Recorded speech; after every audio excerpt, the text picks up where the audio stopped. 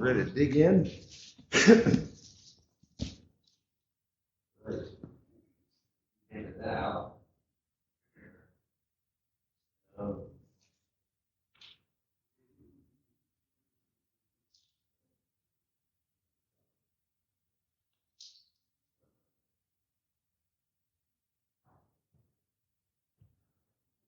Okay, while he is getting that set up, let me get mine set up. Okay.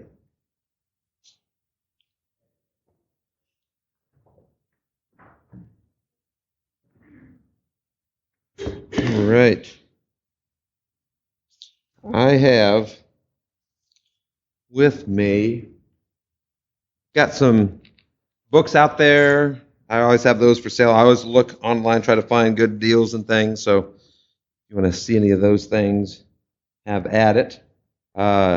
FYI, for your information, on the front here, I've got all different kinds of books on music. I really try to encourage people to read, even people who come down on different sides of the issue, read what they have to say. There's a lot of good preaching out there written down in these books, okay? And if you want to know, like Pastor asked me, he goes, which is the best book out there? Well, there's about 6 of them, okay? And 6 best ones, but there's a lot of other good ones out there too. So if you look through here and you see, I've got a few on the table for sale by Luke Rini, by Kimberly Smith. I've got maybe 1 or 2 by Tim Fisher. Trying to think who else. But I tell you, read up on these things. There's a lot of good information out there.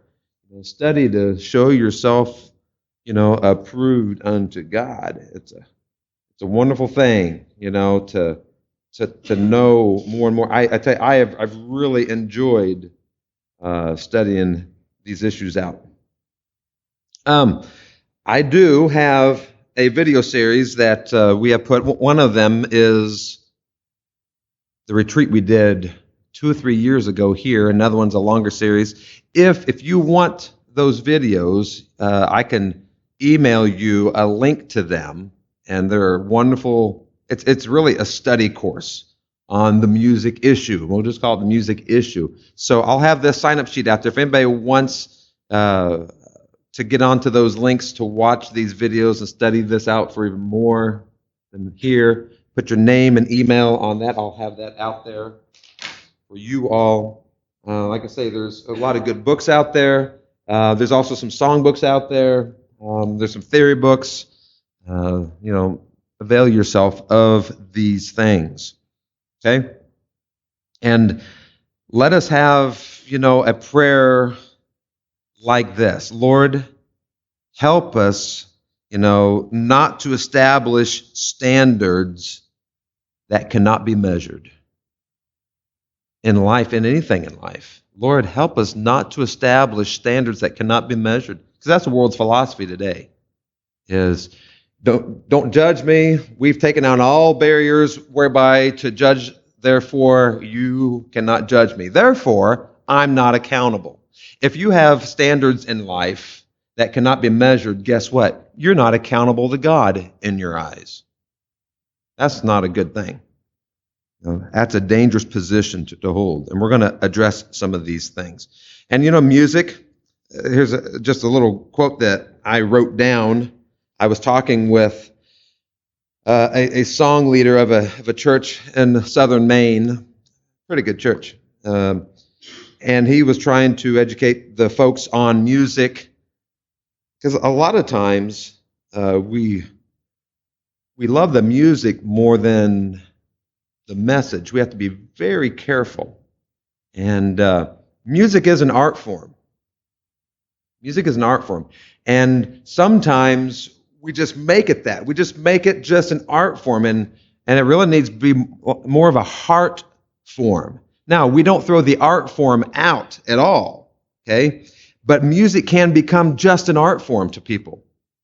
We've got to be so careful of that, because, yes, it is an art form, but that is not the object of our worship.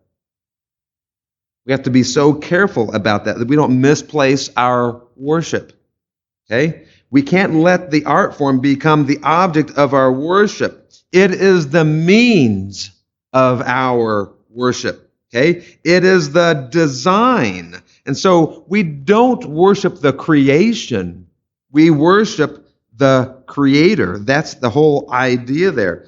And then we use His art form because it reflects His character.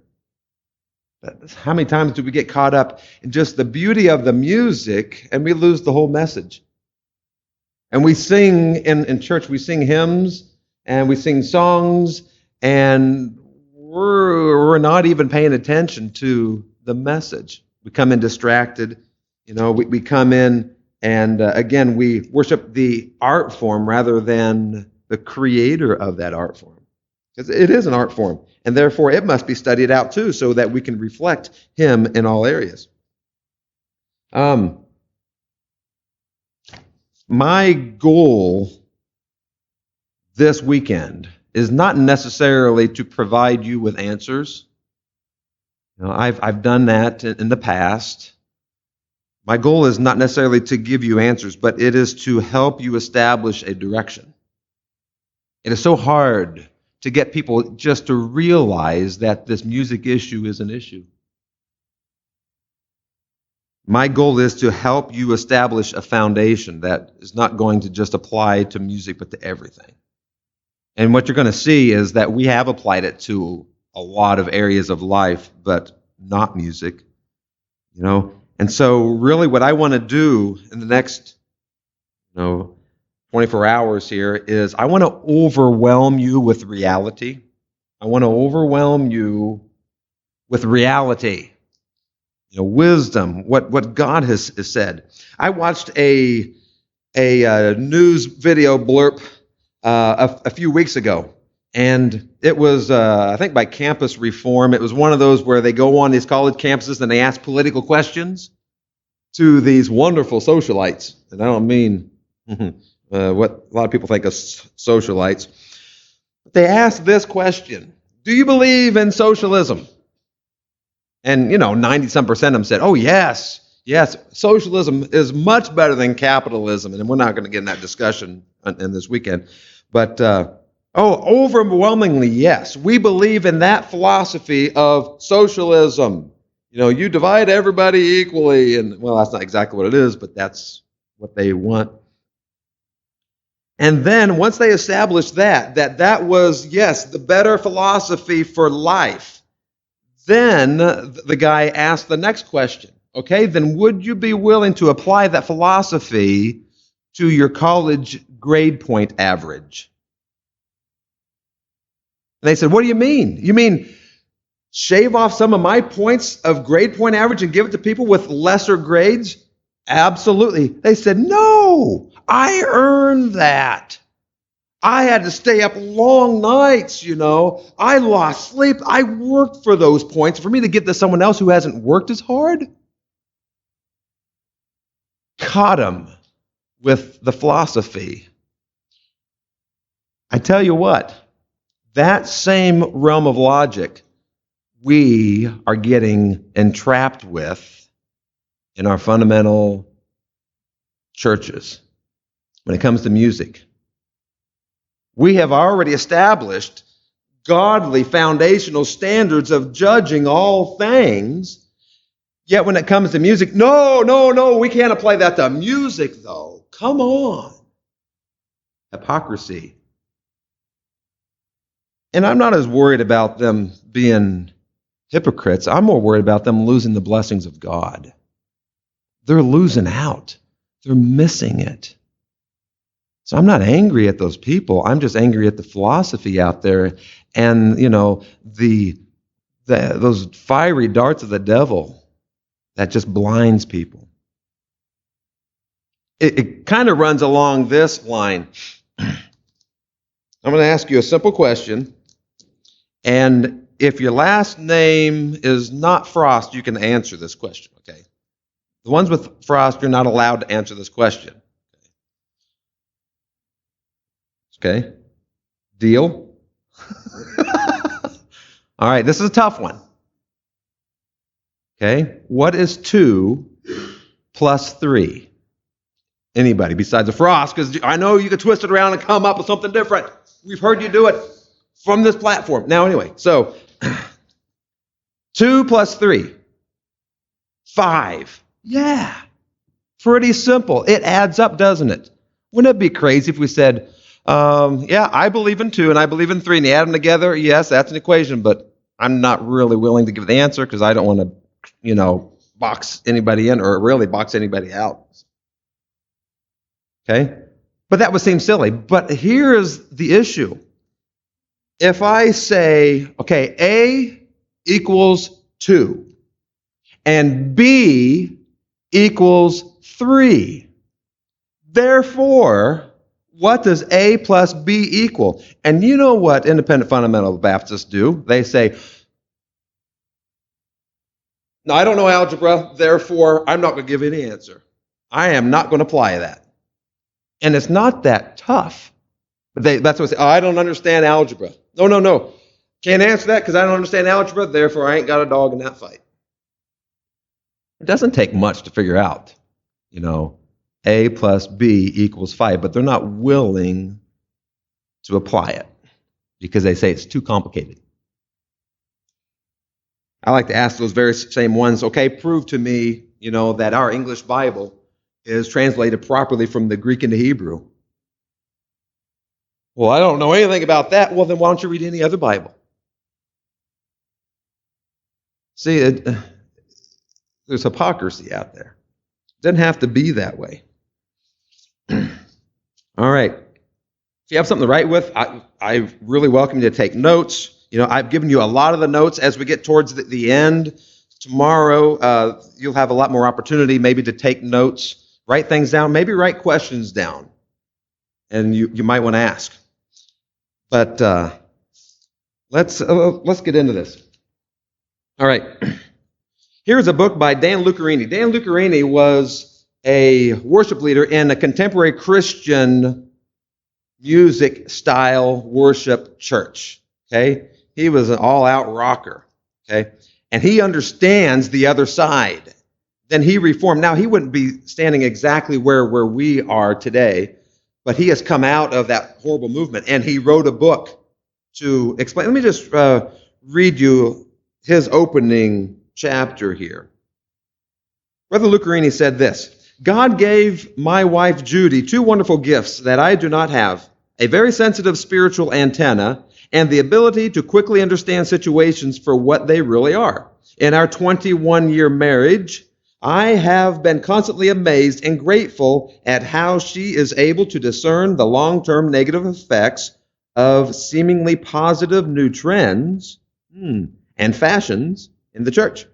On the other hand, her God-given insight has also made her particularly sensitive to the hurting and the wounded souls in the church. In 1993, Judy and I were on vacation in Muskegon, Michigan, when a violent summer storm blew over Lake Michigan with fierce winds, driving rain, and pounding surf. After the storm, we were walking on the beach when Judy suddenly noticed monarch butterflies buried in the sand, half buried in the sand at her feet. We looked around and saw literally hundreds of butterflies scattered on the beach. At first, they all appeared to be dead.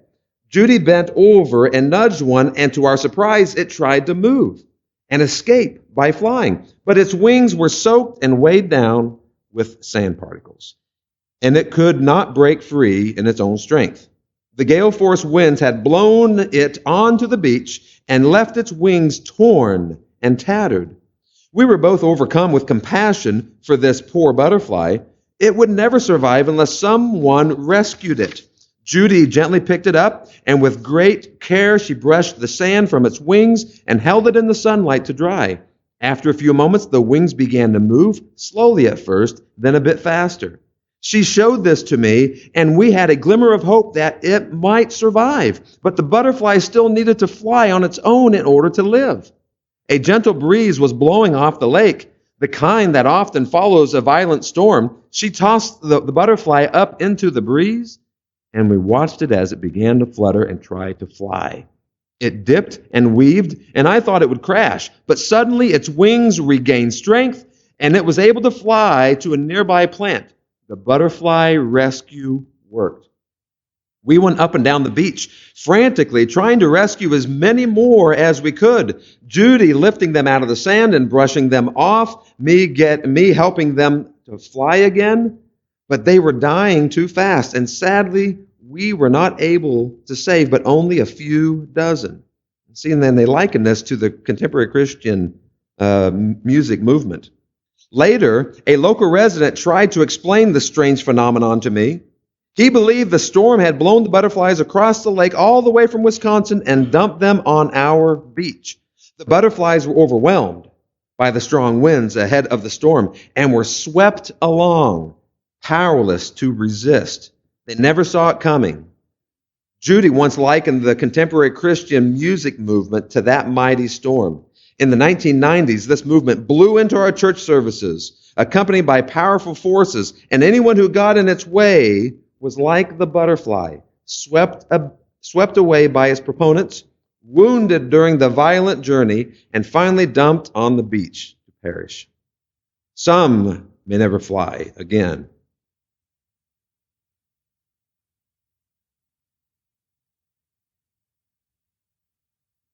Because their spirits were too tattered. Their spirits were too torn by the forces. Others had their souls weighed down into immorality, deception, divisiveness that accompanied the CCM storm. And I tell you, folks, there are two fronts of this CCM storm. Those who were in it full bore, and those who were trying to creep into it from this side. Two different battlefronts. You know, there are more than 500 references to music in the scriptures. And in his book here, Music in the Balance by Frank Garlock and Kurt Wetzel helped co-write it. In that book, he has a lot of very good principles all about this very same issue that he wrote decades ago. And it's most of them are in your book. You can follow along up here. On page 7, I'm just going to read through a lot of these. He says, why, if the scriptures have so many direct references to this most important subject, why is there so much disagreement? Why is it frequently the battleground of the church? Is music purely a matter of taste? Absolutely not. Could agreement ever be reached based on likes or dislikes? How can you have unity in the church? No, there is no merit in discussing likes or dislikes. It's not about preference, folks. Satan is attacking, he goes on to say, Satan is attacking the church and the home through the medium of music. It is a subtle, emotional, and effective medium which catches the Christian off guard. He's right. He says that the purpose for studying music is to gain an understanding of what the message is and how it is communicated. Does the message conflict with or reinforce values taught at home and in church? It is important to know the impact it has on young people. It has a powerful influence. He goes on page number 11, he says, why should Christians be studying music? The subject of music affects all ages. Wise young people will use adults as sounding boards. Therefore, adults need to be aware of the great influence of music in the lives of young people today. Folks, listen, many leaders in our churches, many Christians, they've studied the music issue today, but with a whole different intention and motivation. It's really sad. They are studying the issue out in order to justify their position, in order to justify their preference. Listen, if you read the Bible with that kind of perspective, you can make the Bible back up about anything that you want to say. But you cannot pick and choose what parts of the Bible to follow and which ones not to. That does not make you right. Just because you can use a verse to justify your reason not to change, that doesn't make you right. It makes you like most of the cults throughout all the ages who have used Scripture to justify their heresies. We must study the Bible and the issues in life in light of the Bible in order to find where we must change. Isn't that what being sanctified is? Changing into His image. Changing, meaning what we are, we need to be changing into what He is. That means we must be falling away from the way we used to be instead of embracing it. We are to abandon our preferences and to seek out those of God. Brother Garlock goes on. He says, until a person is convinced that he needs help, he cannot be helped. When he is persuaded of the need for change, that is the beginning. And that's kind of what I am trying to set up even here this weekend. I tell you, we can hit you with all of the facts about music and all of the solid, studies and evidence. But I tell you, if the heart's not in it, facts do nothing. Knowledge does nothing. Even if somebody came back from the dead, yet they will not believe. Proverbs 3, 5, and 6. Trust in the Lord with all thine heart, and lean not unto thine own understanding. We must seek the Lord's understanding, the Lord's wisdom. In all thy ways acknowledge Him, and He shall direct thy paths. Here's a saying, as in life, so in music. That's a good saying. Most people reverse it, okay? Most people say, as in music, so in life. And really, there's a lot of truth to that, but that is the wrong perspective to have. As in music, so in life. That is true for most, but it should never be for the Christian. You see, this as in music, so in life, that is the reality of an unchecked life, an unchecked heart. But with the guidelines from Proverbs 3, 5, and 6, it will be the opposite. As in life, so in music.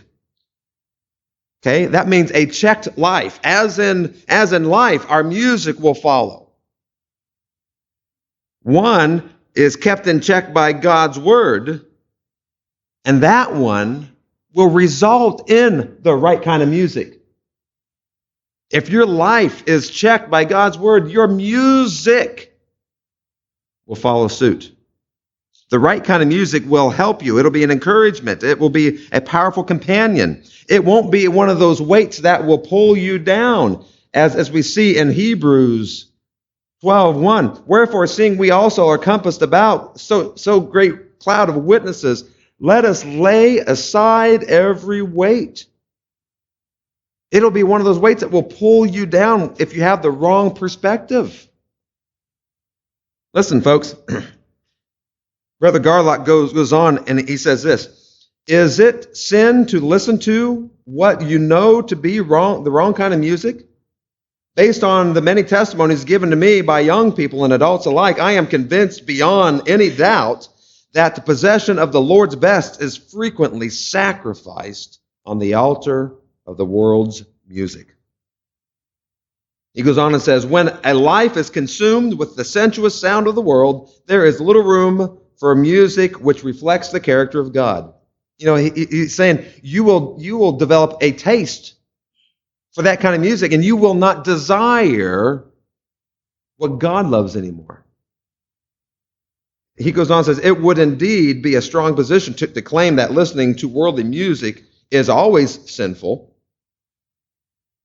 But he says, suffice to say, however, that feeding the life with the world sound can, at the very least, become a heavy weight for a Christian who wants to know and experience the Lord's best.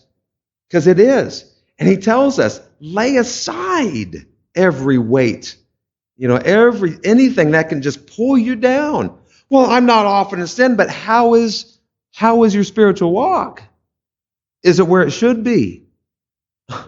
You might be running the race, but why are you running it with 200 pounds of baggage on you? That's a hard race to run. The Marines have to do that, carry a 200-pound man. I don't know how many miles. It's probably only 100 yards now, but it used to be like 5 miles they had to carry somebody that far, that heavy. But it's sure a lot easier to run the race, and you can do a much better job, get there quicker, more efficiently, without the heavy weights. Brother Garlock goes on, he says, the wrong kind of music can drag you down. The right kind of music can build you up and cause your mind and heart to reflect upon God's goodness. The wrong kind of music can weigh heavily on your emotions without your conscious awareness. It can cause your thoughts to reflect the world's philosophy. And about any of these books up here, say this. This isn't rocket science. This is just common knowledge, logic. He goes on and says, the right kind of music in the character of its sound alone, he's not talking about words, has the ability to teach you about the Lord and to allow your thoughts to dwell on Him. Reminds me of Psalm 89:15, which says, blessed is the people that know the joyful sound. Blessed is them that know that joyful sound. They shall walk, O Lord, in the light of thy countenance. See, knowledge. But Brother Garlock goes on and says, the Lord's balance includes what many Christians do not want to hear or do. That is this: express disapproval of the bad. How will our children ever know right from wrong if we do not say, that's right, that's wrong? The world's philosophy today is, no, just teach them the right principles and then let them choose on their own. Listen, folks, back to that verse, Psalm 89:15. Blessed is the people that know the joyful sound.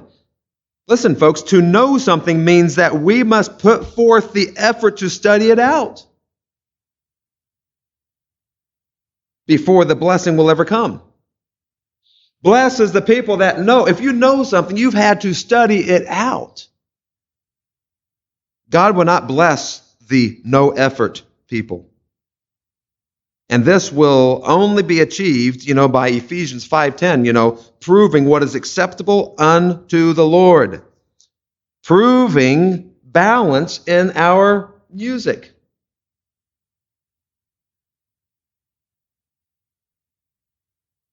He says in Ephesians 5:10-11, proving what is acceptable unto the Lord.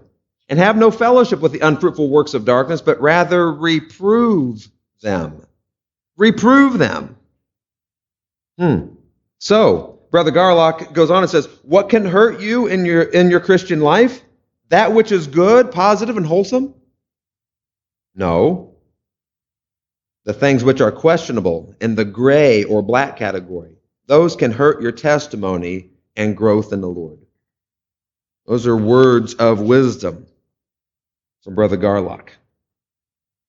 So, he goes on and says, we may certainly conclude then that they need to be pointed out just like the mines on a battlefield. Yes, we need to reprove them, the unfruitful works of darkness. Reprove them, not just ignore it. Well, I'm not going to partake in that. Well, what about your children? What about those who are under you being discipled? What about those who you have influence over? They're on their own. That's not God's design for the Christian life. So let's dig in to some of these issues. Let's look at music, okay? Let's just look at music's general definition. You can go and you can find hundreds of different definitions out there, okay? But they're all going to say kind of the same thing, okay? Google Dictionary. That's one of the first ones that popped up. I didn't do a long search because I could have spent a whole week just looking for definitions of music, okay? But they say vocal or instrumental sounds combined in such a way as to produce beauty in form, harmony, and expression of emotion. That's what music is. It's an expression of emotion. It invokes emotions. That's what it's there for. Emotions are good. Emotions are God-given. Okay, here's another definition from dictionary.com. An art of sound and time that expresses ideas and emotions in significant forms through the elements of rhythm, melody, harmony, and then they add the color, okay? That'd be a hard one to define, Okay, so what are some of music's general purposes? Well, I looked into that too. Quora.com says to express and modulate emotions. That's what music is. It's an emotional expression. All music invokes or evokes emotions, okay? Here's another one. To express and modulate emotion. Music's primary use is mood control. And at any given time, we all have moods, emotions, feelings. Those are not bad things. We're gonna explain why. Here's a book called The Secret Power of Music, and this is not written by a Christian. This is written by a music expert. This is one of the most widely accepted books out there by people on all sides of the music spectrum. Okay? He's quoted a lot by people. I found his quotes in all kinds of stuff. So this is a highly respected man in his studies. He's not coming up with anything new. He's just testifying to what is naturally out there in the music realm. This is God's creation. We can observe it and report about it. We do that with nature. We observe it, we report about it, we write books, we teach courses on it.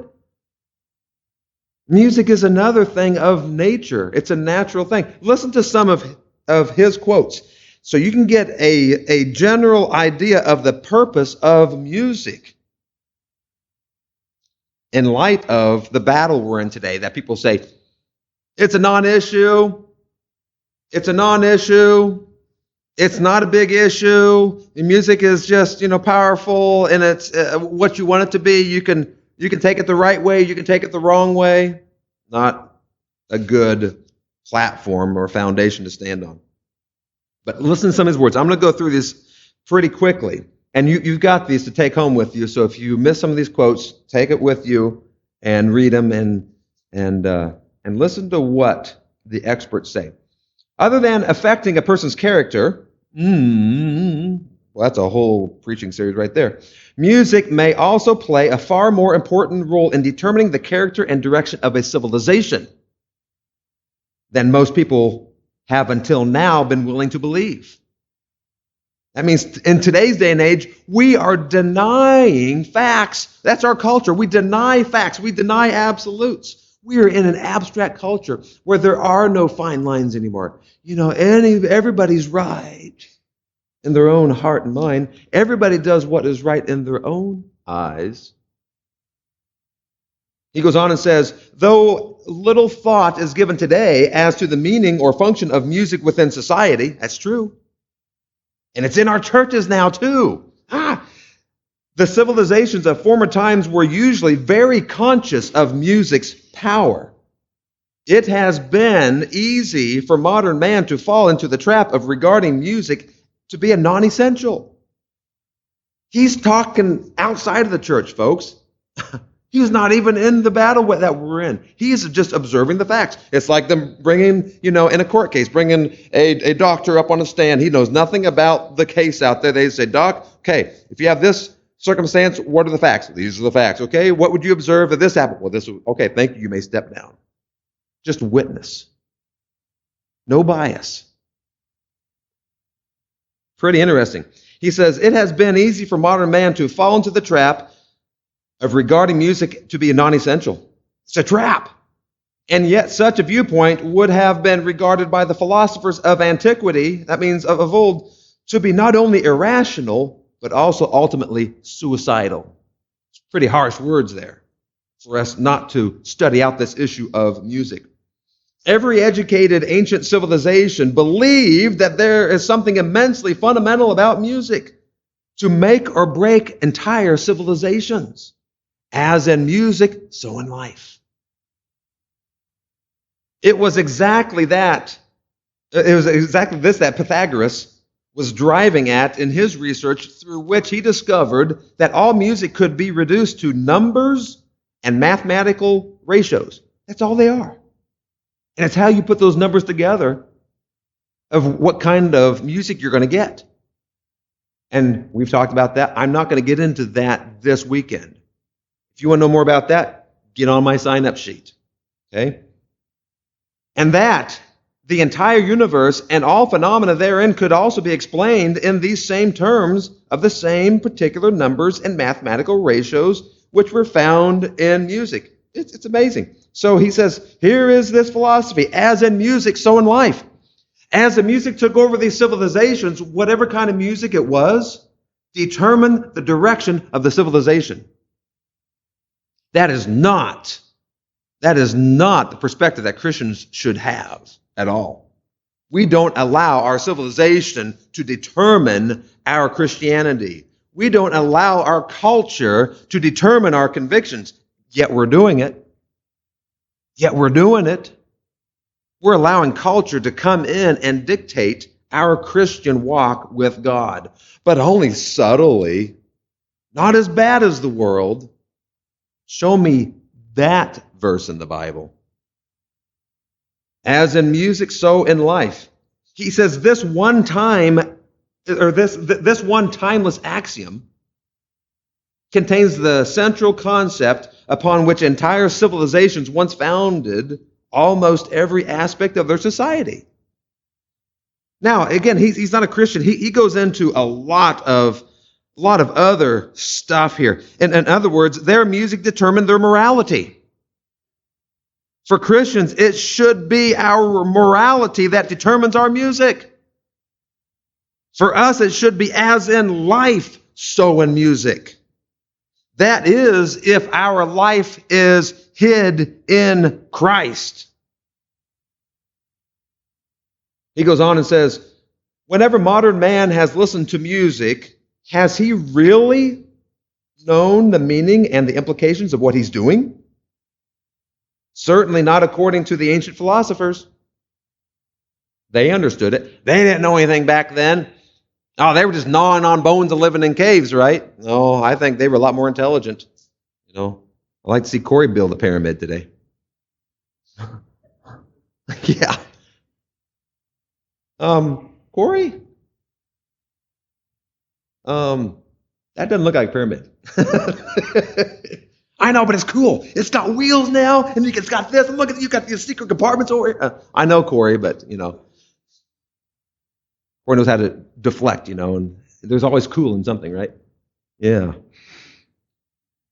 Oh, folks, this is what philosophers have known through all the ages. It can easily be seen then that the subject of music and its possible psychological and societary influences is anything but an abstract theoretical one. It's like this idea about an abstract world. It is not. We're in an absolute world. You have to deny reality in order to fall into those philosophies. Isn't that what the Bible talks about? Do not waver away from reality, what truth is. Goes on and says, the basic concept, as in music, so in life, prevailed in one form or another, even up until 100 years ago. Isn't that kind of when rock and roll started coming in? Mm-hmm. It wasn't called rock and roll yet, but it was the very same music. We studied that out a couple of years ago in the history of the rhythm of rock. It started back in the 1800s.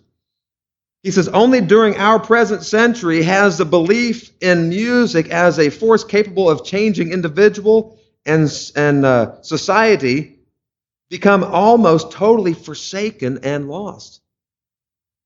I loved reading. These are things that just have come to me just in logical reality of things. And now I'm seeing these things written in books all over the place. Even in Christians here. I'm reading. It's like, wow, so y'all, I'm not crazy. Why are we not studying these things out? Why are we not being faithful in our stewardship of the Lord here? Anyway, he goes on, here's a scary reality. Never was music so easily available, so diverse, so continuously pumped through the city streets and across airwaves, yet never has a theorization or real practical knowledge regarding music's nature and its effects been at a lower ebb. What he's saying, there is the least amount of interest even studying the music issue out anymore. If I study it out, I might find that I'd have to change for the Lord. And that is so far from my philosophy. It would be nearer to the truth to say that any thought or significant investigation into the nature and the effect of music is, in modern times, conspicuous by its absence. It didn't used to be like that, folks. It didn't used to be like that. The philosophical outlook of most composers today is simply stated, the ideal is that there should be no ideals. This guy figured it out, didn't he? He's not even a Christian. And the rule should be that there should be no rules. Isn't that our philosophy today of our culture? You know how many preachers that have stated that to me over and over and over and over and over again? We cannot put up rules for music. Therefore, you can't tell me my music's wrong. Because we don't accept the rules. That's just like saying, well, I don't accept truth. I don't accept reality. I don't accept, God's creation, God's design. Now, I don't believe most of them are way, way off. But they don't understand how dangerous that those words are. That those very words, will put you on a trajectory that over the course of time, you're going to be way miles and miles off of the will of God. At first, you might be looking like you're just right on the edge, kind of like my GPS sometimes. You'll be traveling down the road, and there's like a new highway, and the GPS has your car going off in this field, and I'm like, how many people have experienced that? You're off in a field, I'm like, I'm not in a field, get back on the road, We're still going the same way, then all of a sudden, wow, we're way off. I don't know where Siri or whoever is going, or Google Head, I don't know who you have for your GPS, but after a while, you're way off. Try shooting, long-range rifles, and you just get off just a little bit. You missed your target by tens of meters. Whereas if you would have been, from me to Barrick, I would have probably got him in the shoulder, okay? But the further you go, you know how it is in shooting. One little tiny bit off, you're way off. Way off. He says, today, serious music is more devoid of idealistic foundations than at any period during the history of man. Isn't that sobering? Are not the principles and standards by which we judge music and the other arts basically the same as those by which we govern our lives? He gets it. This guy would make a pretty good Christian. He sounds so biblical. Have you been studying in Proverbs, buddy? Yeah. Well, not buddy. His name's David. And he says, in which we structure our world, or our view of the world. Wow.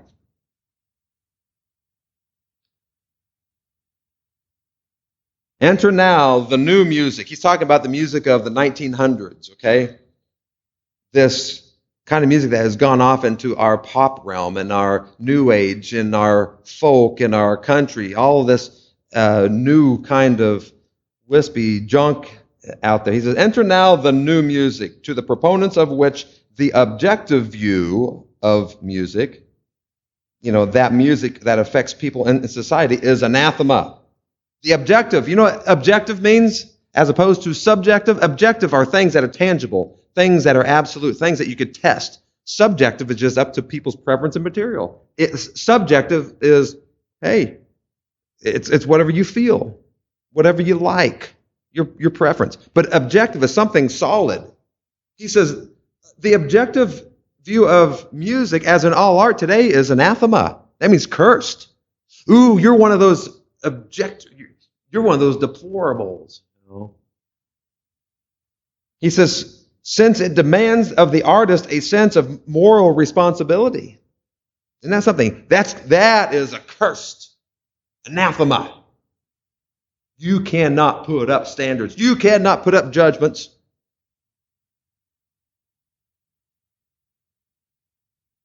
Hence, in order to clear the way for anarchy in music, you know what anarchy is? No rules, no authority. Nobody can tell me what to do. No restrictions on my life. Hence, in order to clear the way for anarchy in music, the objective view of the art, music, must be refuted. I tell you what we're doing here is refuted in the vast majority of conservative Christianity. We are setting up standards whereby we can judge and measure and glorify God. It's amazing. It is amazing. He says, the logical sequence of connections which we have developed is thus. Music is an experience. Experience molds about a third of our total character. Thus, music molds character. That's true. It molds our character. Here's some other quotes. I had to put the other quotes. Okay. Calvin Johansen, he's an author, writes a lot about music. He says, at the bottom of creation is design, not chaos. Yeah, that's pretty biblical. And music, as part of the created order of our world, must participate in the laws of our existence. Artistic musical form shows forth the orderliness and purposefulness of God's creation. Music that hangs together well affirms this aspect of the doctrine of creation. Music that is chaotic because it lacks coherent form denies the doctrine. Yep. Here's another one. This is David Spangler, author of Defining the New Age. So he's this New Age guy. He says, New Age, philosophy and music. New Age is claims of one's divinity to proclaim, I am God. And that's what you do, folks. If you establish your own righteousness, you have become God.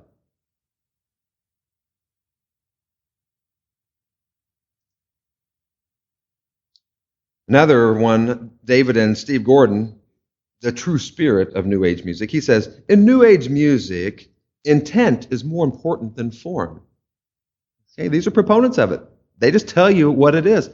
Our philosophy of anything goes in our New Age music. But here's the catch, folks. We're bringing this New Age music form into our churches left and right. And we've gone over that many times. Many times.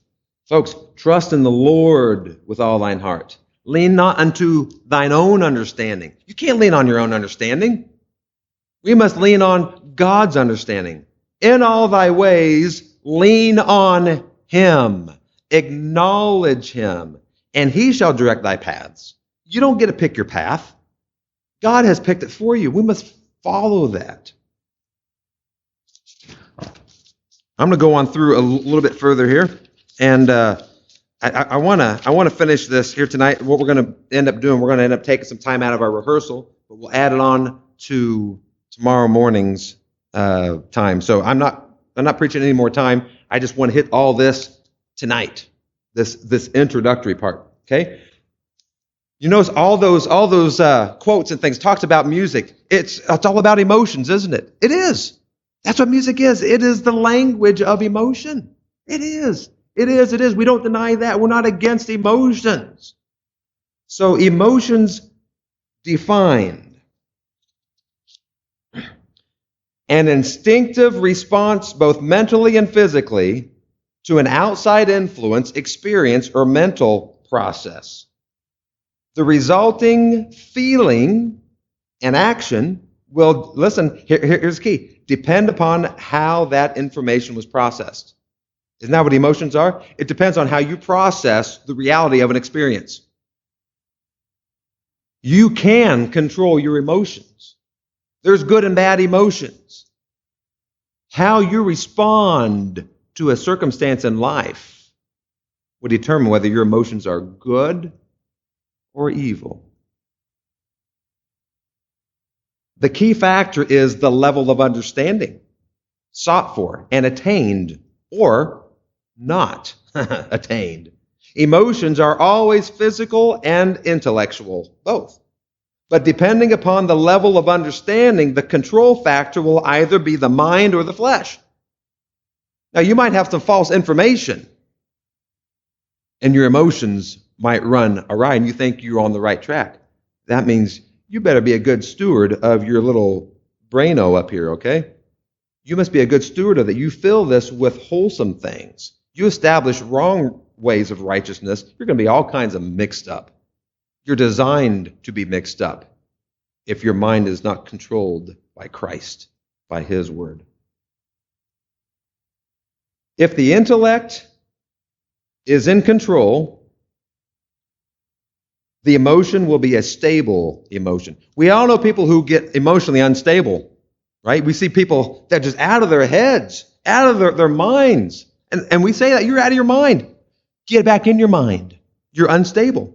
Someone who's angry just beyond control. But we see people who were angry in control. Look at Christ when He went in and turned over the tables in the temple of the money changers. He was angry.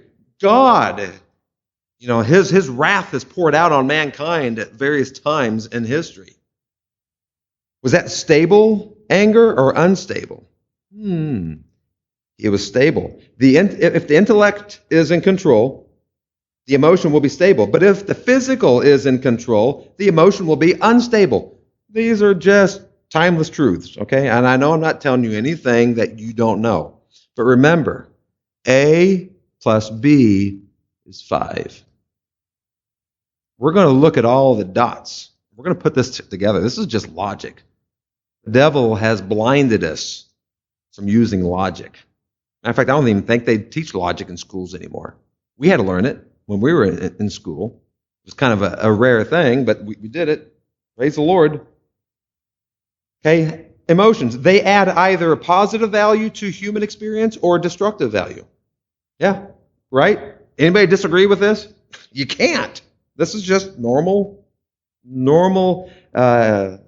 experience about emotions, what we have observed, what we've tested, we've tried. All areas of life, all people from all walks of life understand this, okay? God designed emotions to reflect Himself. Remember that. But as in anything, if not properly placed or used, it will result in woe and destruction. That is so true, folks. Listen, brought into the realm of the Christian, the intellectual is represented by God's Word, correct? The physical is represented by the flesh, the world's philosophy. One or the other will be in control, but both will always be present. Somebody who's out of their mind, angry, and they're throwing things, they're busting windows, they're hurting, they're maybe killing people, whatever. Their mind is still working also because they are still able to function, walk properly. I don't care if a person's drunk, they're still able to cognitively perform some intellectual functions. So the mind and the flesh will be used at the same time. God designed them to reflect Himself. But as in anything, if not properly placed or used, it will result in woe and destruction. Emotions are designed to trigger proper responses and actions to life experiences. Folks, emotions are designed to add an emphatic dimension to human experience. Emotions take human expression to another level. Just talk to a married couple. Except for Corey. He's like, yeah, right, you know. Is that what that was about? We love emotions. I tell you, how'd you like to have, married folks, how'd you like to have your relationship without any emotions? Wow. That's a bad thought, isn't it? It's like, wow, that would be horrible. Thank you. Okay. May I have another? Yes, you might. What does that mean? Doesn't matter. Well, that's okay. You know, I love you.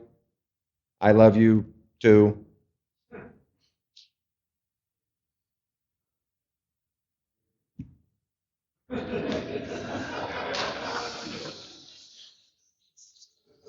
Too much corn. Too much corn.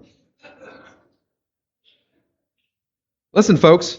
Listen. We Christians do not have to understand emotions. Okay? Listen. I've been studying this for weeks now, and it's not, that part hasn't really been a very enjoyable study because there's so much junk out there. Human minds are so messed up. Emotions are hard to define.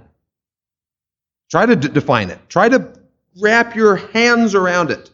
Listen, folks, we don't have to understand emotions.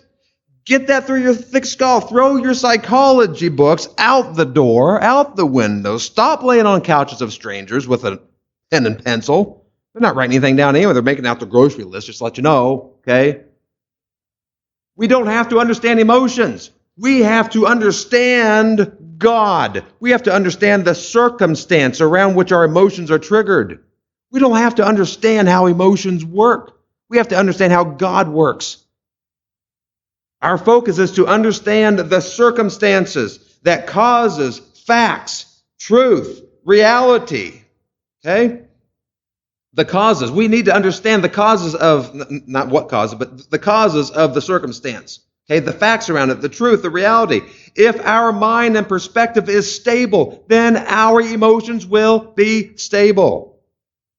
We focus on keeping our foundation stable, controlled by the mind of Christ. If our foundation is stable, then our emotions will follow suit. Here's some general types of emotions. This is just a list.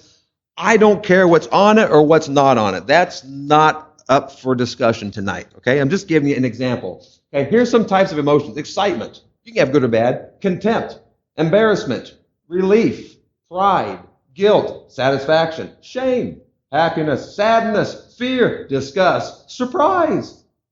Boy, I went to Home Depot the other day. They can't even speak English there. Of course, that goes with their philosophy. I'm just telling you. They said, you need, what do you call it? A PO name or something on this, you know? Oh, I can't remember if they asked, you know. A job name? You got job name? I said, just put supplies. He goes, supplies? I said, yes, supplies. Just put supplies. Nobody's name, just put supplies. He goes, like, supplies. I said, no. Not surprise. Supplies, like the supplies on the shelf. Oh, I said, where are you from? Japan? I was like, that's a true story. Just letting you know. Mr. Chin, you know. Surprise, anger, laughter, amusement. It's, you know, these are all emotions. Contentment, okay?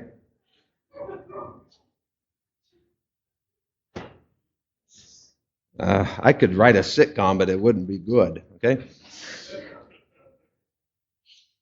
Here's from desiringgod.org. Now, a lot of these websites, folks, these are not independent fundamental Christians, most of them.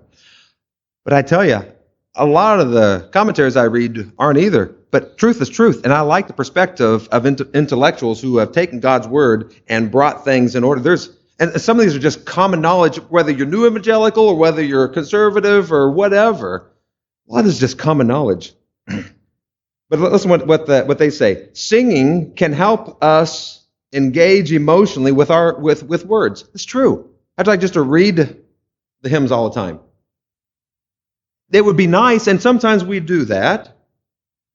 But doesn't music just enhance it and just bring it to another level of relationship? Absolutely. In every culture and age, music is a language of emotion. It expresses, arouses, and speaks to our feelings. That's good. I loved it. Oh, I shouldn't say love. I love it when my wife, speaks very, kindly of me and affectionately and puffs me up. You may give me an example? I didn't think so. Okay, so listen, folks. Music affects emotions. Music affects emotions, okay, or affects emotions. So what is music's effect on emotions? Going back to this book here, I didn't put the visual up, but anyway, this book from David Tame. That's the Tame book I had earlier. Now, music's effect upon the emotions and desires of man is believed to be vast, and the extent of its influence over even the purely intellectual mental processes is only just beginning to be suspected by researchers. What he's trying to say is we don't even understand all the effects of our emotions and things. He's not looking at it from a biblical standpoint. He has no foundation. He's just trying to grab all these emotions, bring them in, and then trying to sort them out. You try to do that without any truth or foundation from God's word.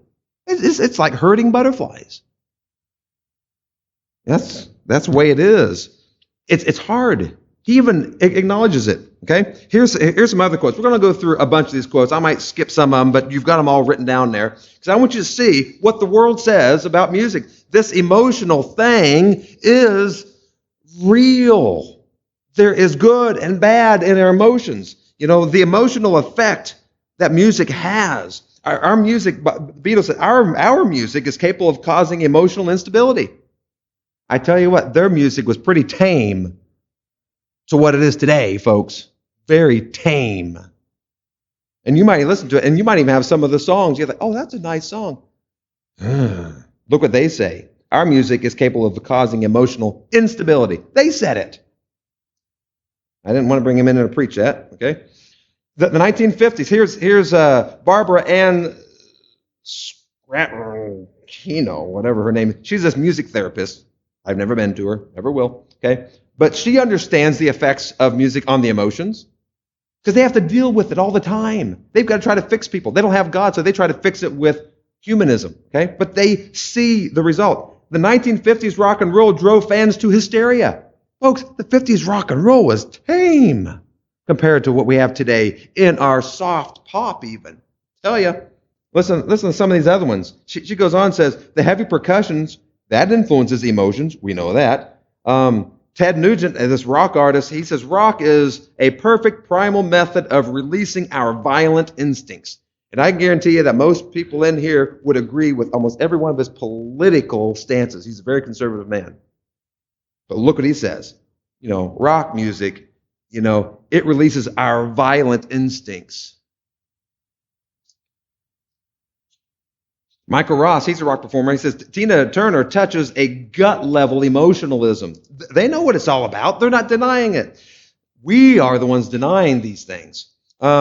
Steve Halpern, he has a PhD in health. He understands that in health, music has an effect. There are traditions throughout the world that speak to the power of music to exercise specific influence over the emotions.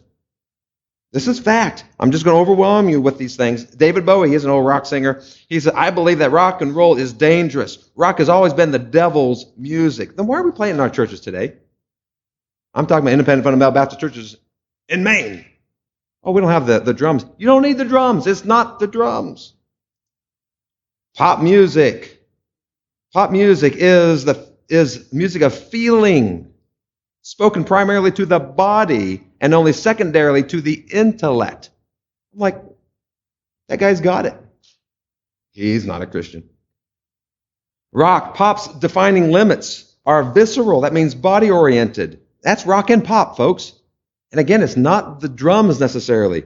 Especially today's music, it not only perverts the rhythm, it perverts the chords and the melody. It is super powerful. The music of the last 20 years here is just like body-based, unstable music on steroids. They have refined it, folks. They have refined it to completely take over the human conscience. Wow. Little Richard, he was one of the early rock and rollers that helped define what rock and roll was. He says, my true belief about rock and roll is this. I believe this kind of music is demonic, taken from voodoo practices. He's a rock guy. He's one that designed it.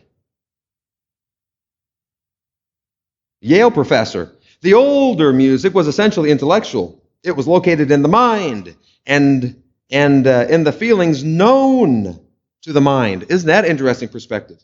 The new music is music of unrestrained creativity and self-expression. And independent Baptists are writing and creating this music all the time now. That is, according to the rules that have been set up, unrestrained creativity, self-expression. Unrestrained. No rules. When a poll was given in the 70s to teenagers about why they like rock music, 9 out of 10 of them said, because it makes me feel good. The book Rock, an Illustrated History says, in the beginning, rock and roll challenged adult society's standards of propriety and order and promised liberation from the age of restricted pleasures and controlled emotions. It's designed, our pop music today that we're writing in our churches is designed to liberate controlled emotions. Rock confirms to have and express strong sensual emotions. That's a professor of education at Boston College. Dave Warren, he's a pastor. He says, advocates of CCM form the only group in history to contend that music is in itself vacant of either positive or negative moral influences. Yeah, it's true. And I tell you, 9 out of 10 pastors that I meet out there, they will say, oh yeah, I believe at 100% music is good or bad. It's not neutral. And I ask them, well, what's your standard? Well, we can't measure it. Well, then it's neutral then. I've met very few that are willing to actually make good on their testimony. If it is good or bad, how do you determine it? We're going to get into that. Here's Howard Hanson. He's director of education at Eastman School of Music. This is like the top music school in the country. Like Juilliard and Eastman, just top. Listen what he says. Music is a curiously subtle art with innumerable varying emotional connotations. It has the powers for evil as well as good. And all that is mixing the number ratios together, coming up with a mathematical order of sound, folks. That's all it is. It's amazing when you pick apart music, you just take those numbers and those ratios, and before you even hear it, you can put them in which category that they're going to fall. And it's there every time. Aristotle, okay, he was way back, in the 300s BC, before Christ. He says, if one listens to the wrong kind of music, he will become the wrong kind of person. But conversely, if he listens to the right kind of music, he will become the right kind of person. Jimi Hendrix, he is not an Aristotle, okay? He was an old rock performer. He said in 1969, music is a spiritual thing of its own. You can hypnotize people with music. And when you get them at their weakest point, you can preach into their subconscious what you want to say. We as preachers have to be careful about that too. I've seen preachers get people worked up so much, they can get everybody down at the altar. But they're down there for the wrong reason. Even if they're making the right decision, they're making an emotional decision. So when the emotions are gone, that decision's gone. They didn't truly change in their heart. They change in their feelings. The feelings are not a foundation for true change in a person. Plato, he was back 400 BC. He said Plato once demanded the censorship of certain kinds of music because he feared the citizens would be corrupted by weak and voluptuous errors and let to indulge in immortalizing emotions. It's supposed to be immoralizing. Somebody typed that wrong. Me. Music is commonly called the language of emotions. Mike Cole, he's a professor. He's a professional horn player. He says, since music is an emotional language, and since some emotions are wrong for the child of God, then some music is wrong for the Christian. He understood this, and I don't even think he's a Christian. I mean, he goes to church, but that's about it. Lenny Seidel, he's a musician, preacher. You've heard him before, maybe you haven't. He says music does have moral values. It serves as emotional trigger that can be used for good or evil. Frank Gabling, he's a Christian author. He says, whatever else we do, we must expose youth to the greatness in music. Moreover, greatness means the vast study of music, the vastness of it. Moreover, we need to tell them the difference between good and bad, between worthy and unworthy. George Bernard Shaw, he was a music author 100 years ago. He said, music will express any emotions, base or lofty. Richard Strauss, composer, there is no such thing as abstract music. There is good music and bad music, not abstract.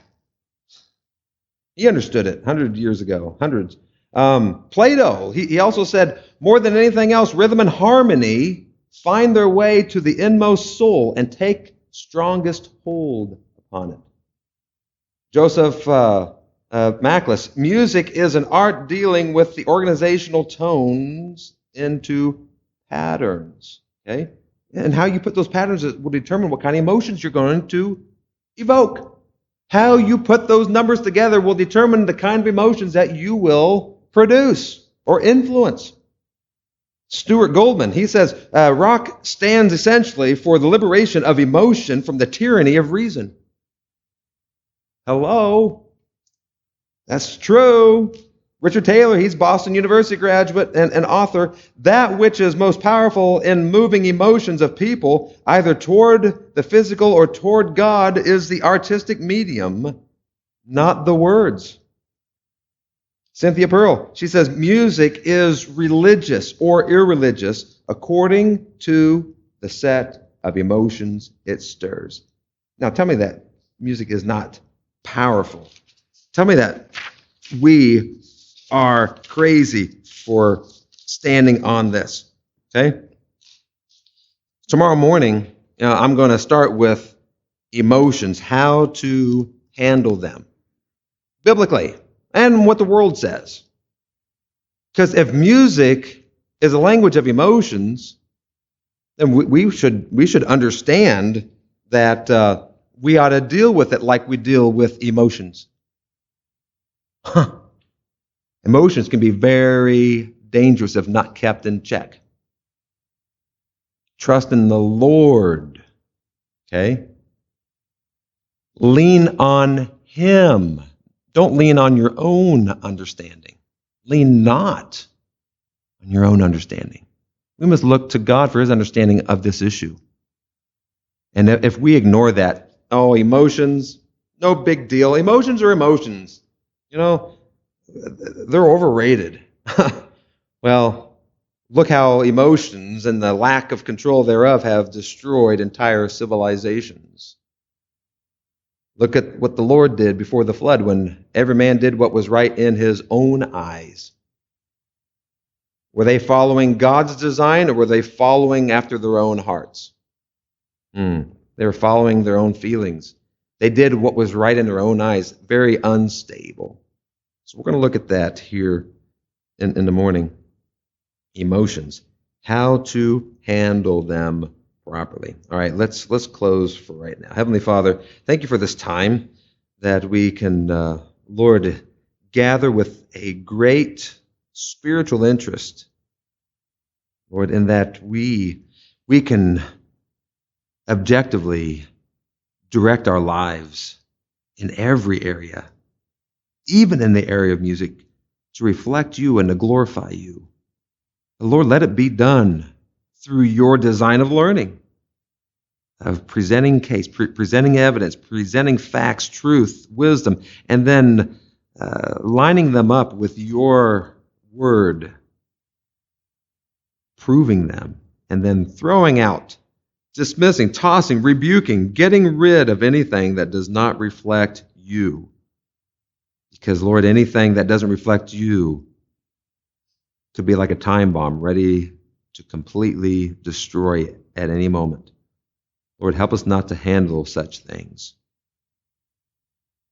But, Lord, for us to handle our lives, which are yours, according to your wishes. In Christ's name I pray. Amen. Right. Okay. Activity time? Yes. Okay, so we'll take